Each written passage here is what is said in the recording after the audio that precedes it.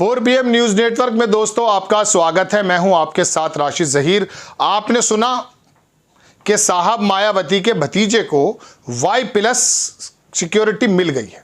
खबर ये बड़ी नहीं है, बड़े नेता बन गए हैं, चाहे विरासत की वजह से ही सही। Y+ अगर मिल गई है तो कोई बड़ा अचरज की बात नहीं है। बात यह है कि खबर ये आ रही है कि बिजनौर की नगीना सीट से भी लड़ सकते हैं मायावती जी के भतीजे। वहां पर चंद्रशेखर रावण के भी लड़ने की बात कही जा रही है। कहा जा रहा है कि गठबंधन की तरफ से चंद्रशेखर रावण वहां से जीत जाएंगे या लड़ेंगे, और वो सीट जो है बहुजन समाज के वोट के एतबार से बड़ी मजबूत सीट मानी जाती है। कोई भी पार्टी का प्रत्याशी हो, अगर बहुजन समाज का वोट मिल जाता है तो वहां पर उनको जीत मिल जाती है। मैं आपके सामने दर्शकों हाजिर इसलिए हुआ हूं कि मायावती 2019 में बहुजन समाज पार्टी का जो वोट है 21% से ज्यादा था। ठीक, अब 21% से ज्यादा था, अचानक 2022 में क्या हुआ, वो वोट जो है घट करके 12-12.5% पर आ गया, यानी कि मायावती जी का वोट घट गया।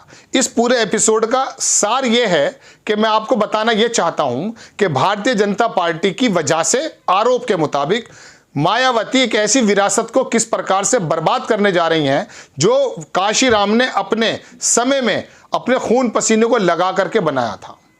धीरे धीरे उनका वोट घटता जा रहा है, और वो जो वोट बहुजन समाज का है, चाहे वो बीजेपी में जाए, चाहे वो कांग्रेस में जाए या गठबंधन पर जाए, लेकिन जिस वजह से ये पार्टी बनाई गई थी, खड़गे की वजह से, जो खड़गे साहब कांग्रेस के अध्यक्ष हैं, और चंद्रशेखर रावण की वजह से, क्या उनको डर यह है कि मुझे अपना जनाधार जो है भले घटता रहे लेकिन मुझे बीजेपी के इशारों पर चलना है? क्या बीजेपी इनके घटते जनाधार को बढ़ा सकती है? क्या इनके जनाधार को बचा सकती है?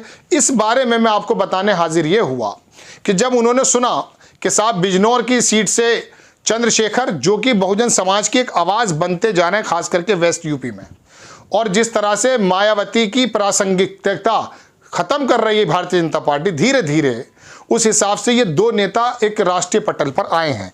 खड़गे साहब, राहुल गांधी पहले कह चुके हैं वो कि प्रधानमंत्री की रेस में नहीं है, और कई सारे दलों की तरफ से खड़गे साहब का प्रधानमंत्री के नाम के लिए आगे आना इस बात के लिए काफ़ी है कि अगर ये घोषित हो जाता है नाम, उत्तर प्रदेश का दलित समुदाय नहीं, पूरे देश का दलित समुदाय इकट्ठा होकर इंडिया अलायंस पर यानी कि कांग्रेस पर आ जाएगा।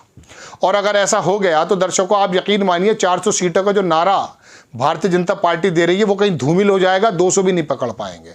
220 से ऊपर तो अब भी नहीं जा रहे किसी वजह से, अगले एपिसोड में मैं आपको बताऊंगा। लेकिन फिलहाल मैं मायावती की राजनीति पर आपको बात बताता हूं। 21% 2019 में मिला, 2022 में विधानसभा में वो घटकर 12.5% रह गया। अब 12.5% जब वोट रह गया दोस्तों, इसके अंदर मायावती का ये वोट घटना इस बात का सूचक है कि ये जताता है कि वो भारतीय जनता पार्टी के इशारों पर चल रही हैं।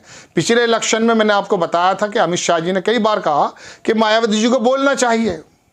अब मायावती जी को भतीजे को Y+ मिलना हो, या उनके विधायक जो कि राज्यसभा में वोट कर गए बीजेपी को और उस पर कोई कार्रवाई ना की हो, अमरोहा के सांसद पर फौरन कार्रवाई हो जाना, दानिश अली पर, और अपने विधायक को भारतीय जनता पार्टी को वोट देने के बावजूद भी कार्रवाई ना करना, इस बात को साबित करता है कि मायावती जी का रुख कहां पर है। ऊपर से ये Y+ की जो सिक्योरिटी मिली है, इसके बारे में बिल्कुल साफ हो जाता है कि मायावती आने वाले इलेक्शन में शायद भारतीय जनता पार्टी का मुखपत्र बनने जा रही हैं, या फिर पीछे से उनको सपोर्ट करने जा रही हैं। इस बात को साइड में रख दीजिए। लेकिन तकलीफ की बात यह है कि जिस संगठन ने मेहनत करके इस वोट को संजोया था, जुगाड़ किया था, इकट्ठा किया था, कमज़ोर, अल्पसंख्यक, SC सबको मिला करके काशीराम जी ने एक ऐसा संगठन तैयार कर दिया था कि देश प्रधानमंत्री के रूप में देखने लगा था मायावती जी को, उसको बर्बाद होते हुए भी आप अपनी आंख से देख रहे हैं। क्यों देख रहे हैं? उसकी वजह यह है कि अब कांग्रेस आई और बाकी विपक्षी दल, उनके अंदर दो नेता ऐसे आ चुके हैं जो बहुजन समाज पार्टी के वोट को अपनी तरफ अट्रैक्ट करके इंसाफ पसंद या सेकुलर जमातों के साथ खड़ा कर देंगे। उनका नाम है चंद्रशेखर रावण और मल्लिकार्जुन खड़गे।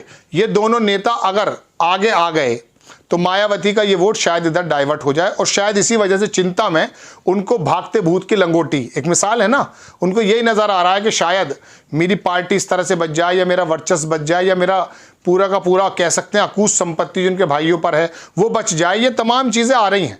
लेकिन इस पूरे एपिसोड का जो मकसद है ना दर्शकों, वो आपको बताना ये है कि ये जो विरासत मिली थी इसको भारतीय जनता पार्टी क्या बचा पाएगी? मायावती अगर ऐसा सोचती है, नहीं। लोकल और क्षेत्रीय दलों को तो खत्म करने के लिए नड्डा जी बिहार में कह चुके हैं।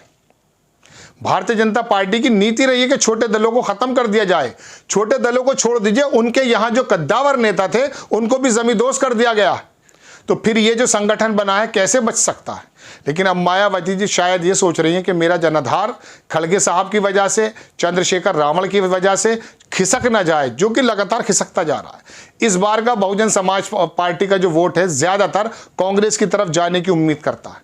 अगर अखिलेश यादव कांग्रेस आई, अगर मिसाल के तौर पे मजबूत दलित कैंडिडेट को खड़ा करते हैं, जैसे मैंने कहा अपर समाज के भी, तो आप यकीन मानिएगा हालात बिल्कुल पलट जाएंगे। लेकिन अगर मायावती अपने वोट को ट्रांसफर करा गई इनडायरेक्ट वे में एनडीए के अंदर, तो आप यकीन मानिए कि फिर वो 400 सीटें ना सही, लेकिन भारतीय जनता पार्टी का समझ लीजिए उन्हें कुछ करने की जरूरत नहीं है।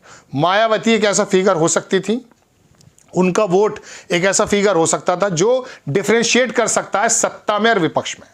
विपक्ष को चाहे तो सत्ता में ला सकता है और सत्ता को चाहे तो विपक्ष में बैठा सकता है। लेकिन अब किसी भी वजह से रही, नुकसान यह है कि बहुजन समाज पार्टी का जो घटता जनाधार है, उसका जो संगठन है, वो जो जमींदोज हो रहा है। कई बार के मुख्यमंत्री का एक ही विधायक रह गया है, समाजवादी की वजह से उनके सांसद मिले उनको, और वो भी धीरे धीरे जा रहे हैं। तो ये तमाम चीज़ें जो घट रही हैं ना आपके सामने, ये पार्टी का पतन, ये एक बुरा सूचक है राजनीति के एतबार से। और दूसरी बात, खड़गे साहब और चंद्रशेखर जो मैं आपसे नाम ले रहा हूँ, इलेक्शन हर 15 दिन बाद करवट ले रहा है।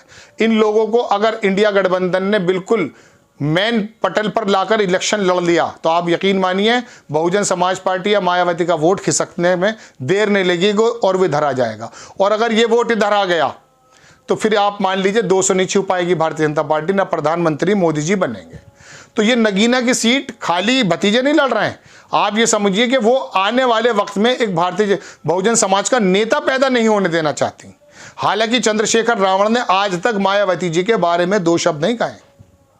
उनके समाज को बिकना हो, उनके समाज को बेचना हो, खरीदना हो, उनके टिकटों का करना हो, कुछ भी हो, आरोप लग सकते हैं, लेकिन चंद्रशेखर रावण ने मायावती जी के बारे में कुछ नहीं कहा। अब मायावती जी की चिंता शायद यही है कि देश और लोकतंत्र की बातें बाद में देखेंगे, बिरादरी की बातें बाद में देखेंगे, पहले ये जो 2 नेता आने वाले हैं इनको रोका जाए।